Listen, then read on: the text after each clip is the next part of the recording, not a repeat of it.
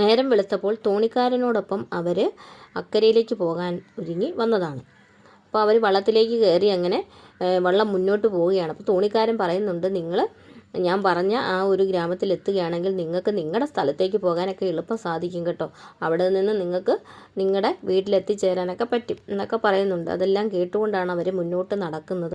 എന്തുവായാലും നമുക്ക് ആ തോണിക്കാരൻ പറഞ്ഞു തന്ന ആ വഴിയെ നമുക്ക് മുന്നോട്ട് പോകാം. നമുക്ക് ആ ഗ്രാമത്തിൽ എത്തിച്ചേർന്നിട്ട് എങ്ങനെയാണെന്ന് നമുക്ക് നോക്കാം നമ്മുടെ വീട്ടിലേക്ക് പോകാനായിട്ട് എന്നൊക്കെ പറഞ്ഞുകൊണ്ട് അവർ നടക്കുന്നിടയ്ക്ക് ആ ഗ്രാമത്തിലുള്ളവരെല്ലാം അവരെ സൂക്ഷിച്ച് നോക്കുന്നുണ്ട്. എന്താണെന്ന് അവർക്ക് മനസ്സിലാകുന്നില്ല.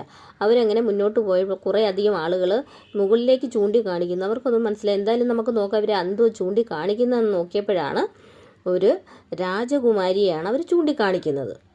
ഈ രാജകുമാരിയുടെ പിറന്നാളാണിന്ന്. ഇന്ന് അവിടെ ഉത്സവമാണ് ആ ഒരു ഗ്രാമത്തിൽ.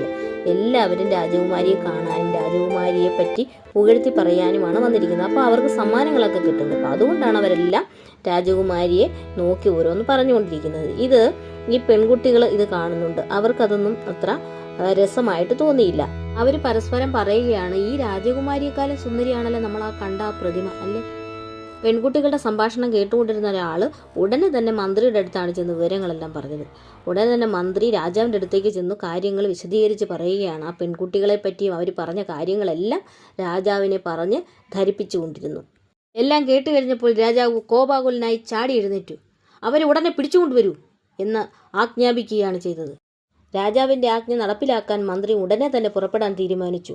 ഉടനെ തന്നെ ഞാൻ ആ പെൺകുട്ടികളെ പിടിച്ചുകൊണ്ടുവരാമെന്ന് പറഞ്ഞു. രാജാവ് പെട്ടെന്ന് തന്നെ വേണമെന്ന് പറഞ്ഞപ്പോൾ മന്ത്രി ഉടനെ ഒരാളെയും കൂട്ടി ആ പെൺകുട്ടികളെ പിടിച്ചുകൊണ്ട് കൊട്ടാരത്തിനകത്തേക്ക് കയറ്റാൻ തുടങ്ങി. ആ പെൺകുട്ടികൾ പറയുന്നുണ്ട്, ഞങ്ങളൊന്നും ചെയ്തത് ഞങ്ങൾക്കൊന്നും അറിയത്തില്ല, ഞങ്ങളെ വിടൂ എന്നൊക്കെ പറയുന്നുണ്ട്. പക്ഷെ അവരതൊന്നും കേൾക്കുന്നില്ല.